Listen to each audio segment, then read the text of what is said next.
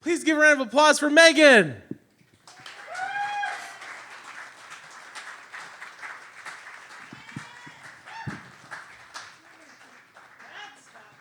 Thank you. Thank you. So, we ready? Okay.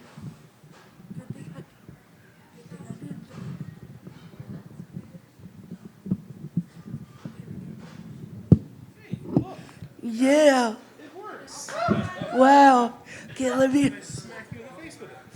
Yeah. Okay, let me try that again. Hi, guys.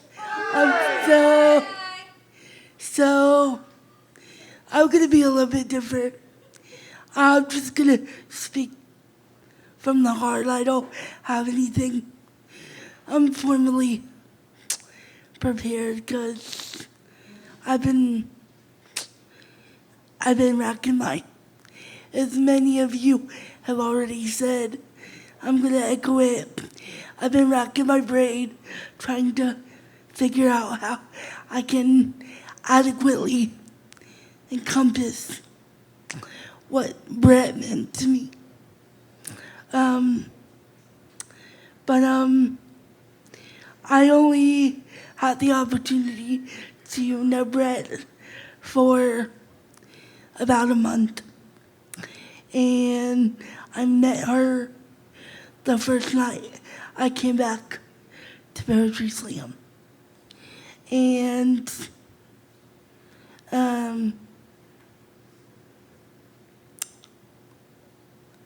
she did a poem, and there was a line in there that spoke directly to my heart as a fellow person of medical condition.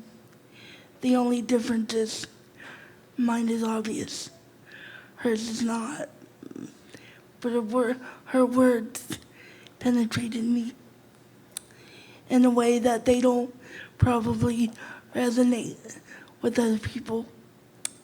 So I got her attention and told her how her words resonated with me. And we had much like other people, we had a small conversation about living with disability and how society sees us, and better yet, doesn't see us. And I saw seen by Brett. She made me feel seen. She made me feel like I had value.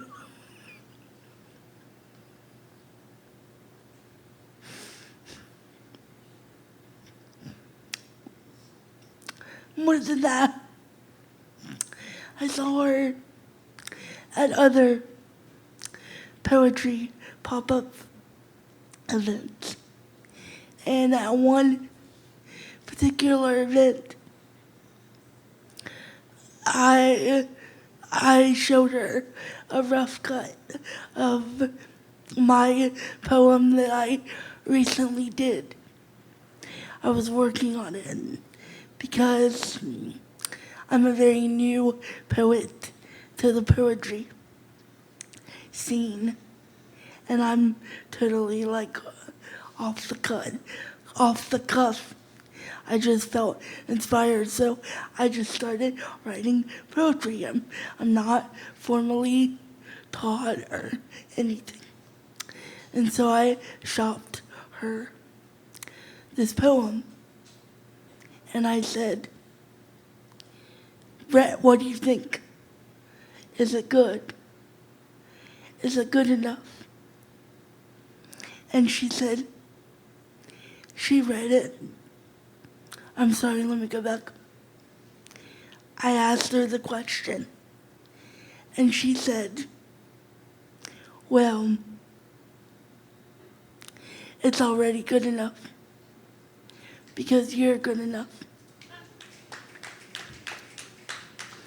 And that reminded me one of the verses in a poem that I only saw her perform once.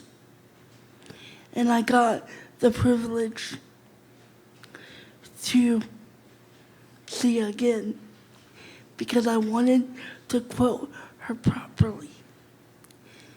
In that poem, there's a line in there. And while the context is different, the meaning is still the same. The line she says in there is that she wants people to know that if Miss Brett can do it, they can too. If Miss Brett can do it, they can too. If Miss Brett can do it, they can too.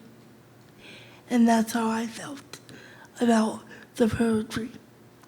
If she can get up there and spill her heart so eloquently with her conditions, I can too. In another poem that I was able to see, she was saying how she lived because they said she wouldn't. She lived because they said she wouldn't. She lived because she wanted to prove them wrong. And while our conditions are different, I'm not supposed to be sitting here on the stage giving this eulogy to you because the doctors told my mother that I wouldn't live. So I want to live, and obviously I'm living. Sorry. I'm not saying anything of that nature. Sorry. I'm living because they said I wouldn't. And I'm living to prove them wrong. And so, Brett, and I'm sorry. Another thing I wanted to mention is that Link said he misses the text messages. Something that I'm struggling with in my own grief of Brett is that I would text her after every show I saw her perform and tell her, you killed it, you did amazing. I'm so happy to see you. I'm so glad I got to see you. And those text messages went unanswered, all of them. And so what I'm struggling with is, does she really know how she impacted me? Does she really know how much I cared about her?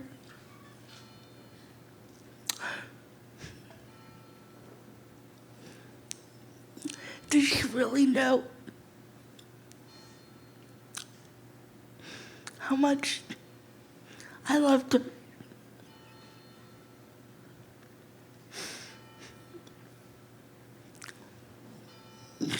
So, Brett, I hope you know now. Hope you're flying in the sky with the birds that don't exist. Seeing how much we love you. And I hope I've honored you with your own words and mine. And just know that your heart, your words, your memory, your strength, your acceptance, and your purity of heart above all will live on forever. Thank you very much.